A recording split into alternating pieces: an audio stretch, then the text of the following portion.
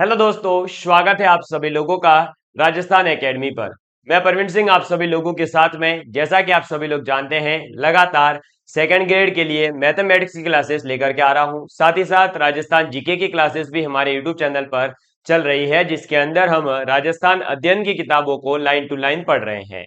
अब इसी दौरान जब सेकंड ग्रेड मैथ्स की वैकेंसीज की बात की जा रही थी, तो विद्यार्थियों का एक डाउट रहता है, लगातार वो पूछते रहते हैं। और वैसे भी हमारा मोटिवेशन जो है वो तो मिलता ही है हमें कि हम एक जो है 4200 ग्रेड पे की नौकरी प्राप्त करेंगे।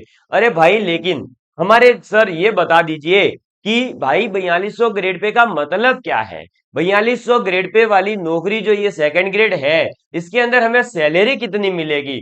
जब मैं सरकारी विद्यालयों में जाकर गणित पढ़ाऊंगा तो मुझे सैलरी कितनी देगी सरकार। तो भाई ये सब आपके डाउट्स आज क्लियर हो जाएंगे। ये 4200 ग्रेड पे वगैरह का मतलब क्या है आपके, जैसा कि नोटिफिकेशन वगैरह आता है तो वहां लेवल भी लिखा रहता है कि आपका लेवल 11 रहेगा।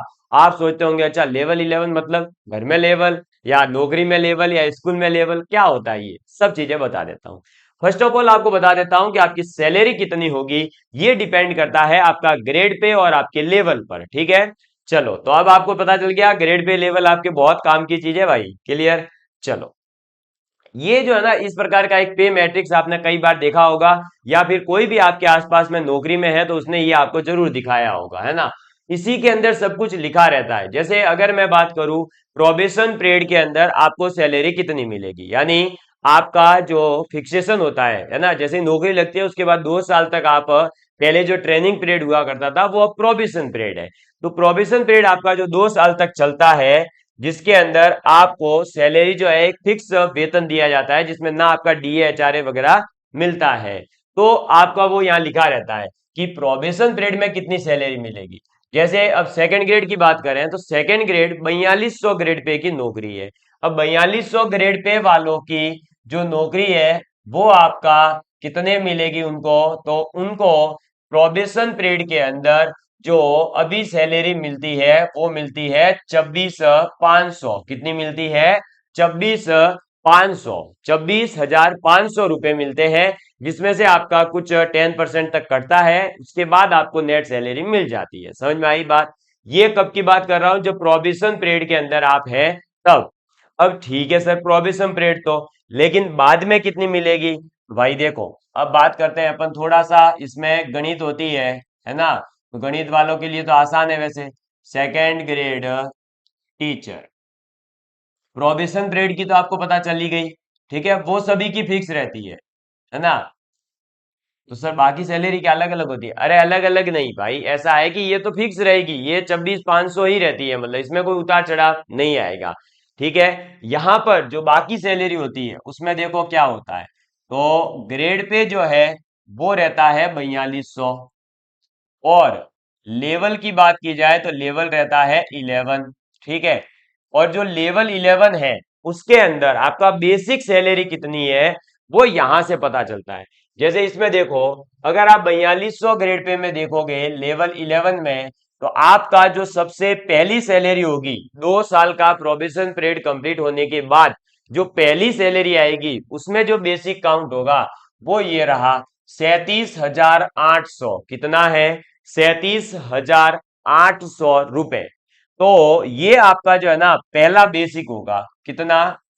तो आपका जो बेसिक होगा वो होगा 37,800 रुपए। ये हो गई आपकी पहले महीने की, 2 साल के बाद में जो पहली सैलरी आती है उसका बेसिक। सर ये मिलेगी नहीं, 26,500 से ये मिलेगी नहीं, अभी इसमें और बढ़ेगी। कैसे बढ़ती है सैलरी वो देखो। अब क्या होता है कि जो सैलरी आपकी होती है ना, उस सैलरी में 3 कंपोनेंट आते हैं टोटल। कौन कौन से? पहला आपका आता है बेसिक, और बेसिक के बाद में आता है आपका डीए, डीए के बाद में आपका आता है एचआरए। ठीक है, बेसिक कितना है आपका? 37,800। अगर मैं आज की बात करूं, जैसे अगर आप जो है आज आपका एक मंथ मान लीजिए सेकंड ग्रेड की पूरा होता है, सेकंड ग्रेड के पोस्ट पर प्रोबेशन कंप्लीट होने के बाद, तो अभी जो वर्तमान में डीए चल रहा है वो चल रहा है 53%। ठीक है, एचआरए चल रहा है 10%। तो ये 37,800 प्लस इसी 37,800 का 53%, और इसी 37,800 का 10% अलग से। भाई 10% तो ये तो कितना आएगा, 3780 आ जाएगा। तो 3780 और 37,800 और इसी का जो 53% निकल कर आएगा वो, ये जब आप मान लो एक्स आता है अमाउंट, तो ये सब जुड़ करके जो आपका बनेगा वो आपकी बनती है ग्रॉस सैलरी। ठीक है। और ऑब्वियसली बात है कि 37,800 है और 53% है, यानी 37,800 का आधा तो जुड़ेगा, आधे से ऊपर जुड़ेगा 3%, लेकिन आधा तो मानो। तो आधा माने तो 18,000 रुपए के आसपास। ठीक है भाई, 36 का आधा 18 होता है, 1800 और है तो 36,900, मतलब मान सकते हैं हम हमारा कितना, तो 18,000 और 900 रुपए और ऐड कर दो, 18,900 प्लस, अब देखो कितना बनेगा, तो आपकी सैलरी 18,900, फिर उसमें ये 3780 और उसमें ये 37,800। ठीक है। जो ये डीए और एचआरए काउंट होते हैं वो इसी बेसिक पर काउंट होते हैं। ये बेसिक हर बार चेंज होता है, इसलिए व्यक्ति की जो सैलरी है, जो भी सरकारी मुलाजिम है, उनकी सैलरी लगातार बढ़ती जाती है। समझ में आई बात, वो इस प्रकार से बढ़ती है। अब ये जो है नेट सैलरी होगी आपके पहले मंथ की, ग्रॉस सैलरी, सॉरी नेट नहीं, ग्रॉस सैलरी। ठीक है। अब इसमें से फिर आपका एसआई कटता है, स्टेट इंश्योरेंस जो होता है, एक जीपीएफ कटता है और एक आपका जो है आरजीएचएस कटता है। वो अलग अलग होता है और हर व्यक्ति अपना अलग अलग कटवाता है। कोई जीपीएफ ज्यादा भी कटवा सकता है, कोई कम कटवा सकता है, कोई मैक्सिमम रेंज पे जाता है, कोई मिनिमम रेंज पे रहता है, तो वो आप अपनी इच्छा अनुसार होता है।